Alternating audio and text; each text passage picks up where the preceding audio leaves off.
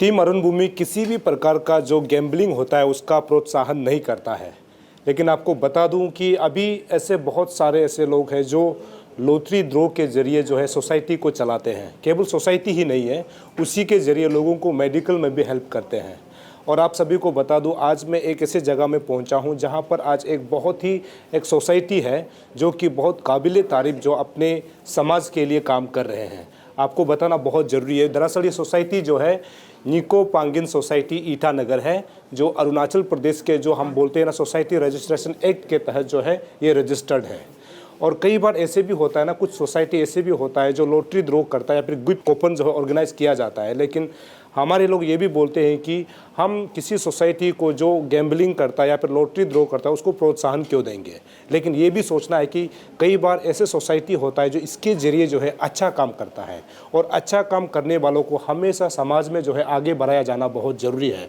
और हमें ये भी खबर मिला है कि ये जो है दरअसल निको और पांगी जो है एक हिल्स है। निको एक हिल्स है और पांगिंग एक हिल्स है।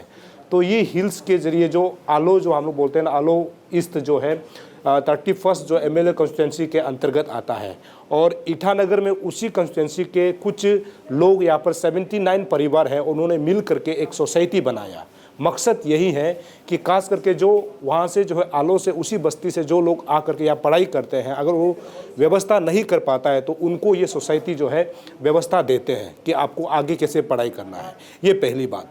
दूसरा बात है, जब भी कैपिटल में लोग दूर दराज से आता है, सबसे बड़ा प्रॉब्लम क्या होता है कि मेडिकल में जो है जाते हुए भी किसी का फाइनेंशियल जो है प्रॉब्लम होता है।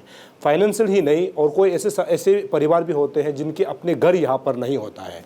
उनको आने वाला समय में मेडिकल केयर के लिए और उनको जो है उसी घर में रखने के लिए ये सोसाइटी ने जो है एक गिफ्ट कूपन ऑर्गेनाइज किया था। मकसद ये था कि एक घर बनाने के लिए, घर उसमें केवल ये होगा कि जो मेडिकल पेशेंट है उसको जो है आगे बढ़ाने के लिए, उसको जो है सहायता देने के लिए, साथ ही साथ जो बच्चे गरीब फैमिली से आता है, जो एजुकेशन में पीछे रह जाते हैं, पर रहने के लिए जगह नहीं होता है, उनको आने वाला समय में यही सोसाइटी जो है मदद करने वाला है।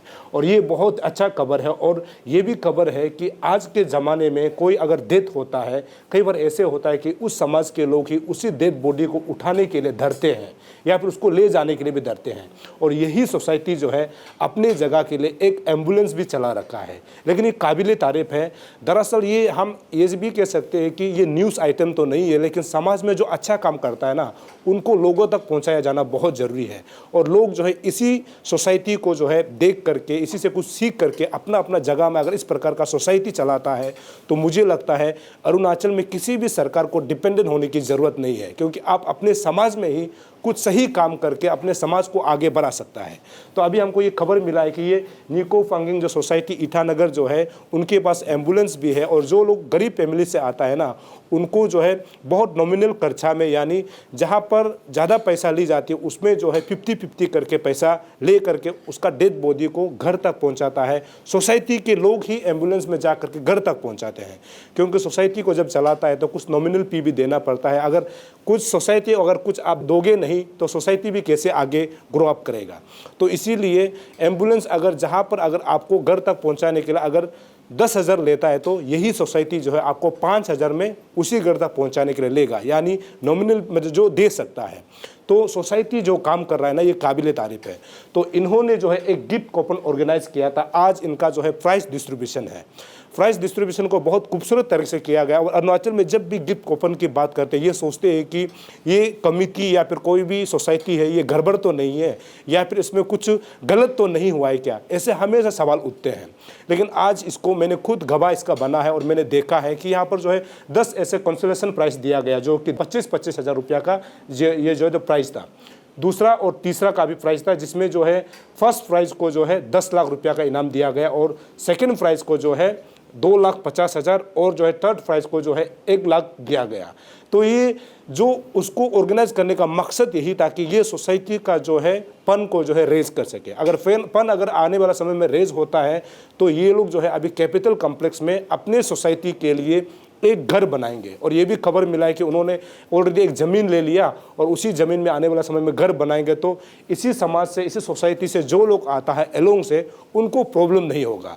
तो ये एक तरफ से प्रॉब्लम सॉल्व है। और यहाँ पर जो है, जब सोसाइटी के चेयरमैन सेक्रेटरी जब बात किए, उनका ये भी कहना है कि जो अभी का मौजूदा जो विधायक है ना, 31 जो MLA जो एलोंग का है, उन्होंने मिथी को जो है लेने में बहुत सारा मदद किया है, बहुत सारा सहायता किया है, ऐसे उनका कहना है।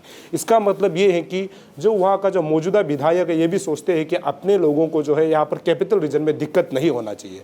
साथ ही साथ MLA के साथ में ये सोसाइटी अगर कैपिटल रीजन में काम कर रहा है, इसका मतलब ये हुआ कि ये जो है, आप देख रहे हैं निको और पांगिंग जो भी सोसाइटी वहाँ पर रहते हैं, यहाँ पर आते हैं, उनको आने वाला समय में दिक्कत नहीं होगा।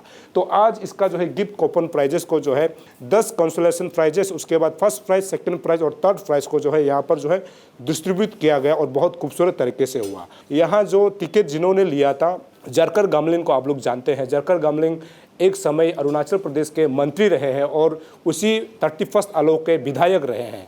और हमें ये भी खबर मिला है कि आने वाला समय में इलेक्शन कंटेस्ट कर सकता है, वो अलग बात है। लेकिन जरकर गामलिन ने इसी सोसाइटी से जो है एक टिकट लिया था और आज उनको जो है थर्ड प्राइज मिला। थर्ड प्राइज अर्थात 1 लाख रुपया का इनाम उसको दिया गया। वहाँ के जो लोकल विधायक है एडवोकेट केंटो जीनी है, उन्होंने खुद कार्यक्रम में आए। उसके बाद ये सोसाइटी को जो उन्होंने प्रोत्साहन किया और आने वाला समय में ऐसा ही सोसाइटी काम करेंगे तो आलो के लोगों को फ़ायदामंद साबित हो सकता है।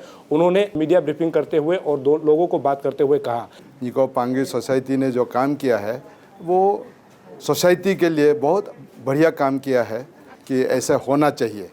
तो ये जो कर रहा है, जो दुख तकलीफ आदमी, जो पेशेंट है, जो बाहर से आएगा ईटानगर में, ट्रिम्स में या हिमा में, जो ये नीवा में, उन लोग के लिए, और जो सेक्रेटरीट में अपना काम के लिए आएगा, एक ट्रांजिट उनका स्टे के लिए ये लोग ज़मीन लिया है, उधर घर बनाएगा। तो ये बहुत अच्छा सा सोच है। इसलिए मैं तो उन लोग को यही पहले भी बोला हूँ कि आपने कुछ सोचा है तो उसे कंप्लीट करके छोड़ना है, तब आपका जो मकसद है कामयाब होगा, तो सब आपको ब्लेसिंग देगा।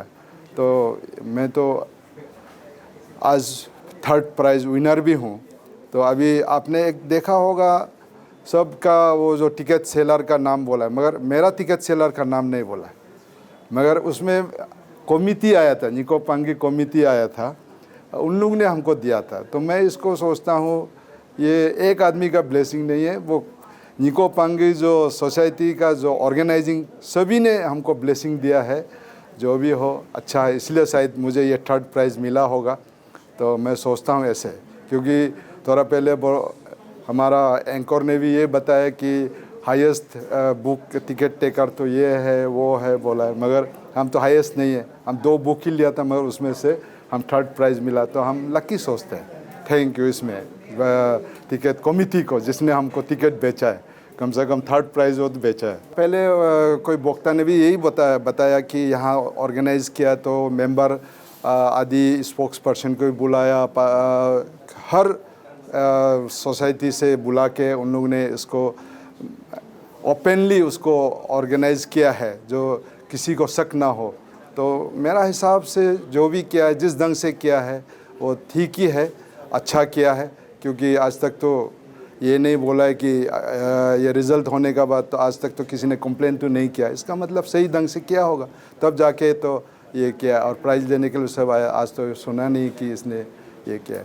तो एक तो ये भी देखता है, कोई कॉमर्शलाइज होता है तब उसमें बात हो सकता है, ये तो गुड कोज के लिए कर रहा है, तो आदमी जनरली इसमें उस ढंग से नहीं देखेगा। मैं सबसे पहले आप सबको दर्शकों को मैं यही बता दूं कि हमारा निको पांगी सोसाइटी जो सोशल वेलफेयर, सोशल कोज के लिए बहुत अच्छा वेलफेयर काम हमेशा करते आ रहा है।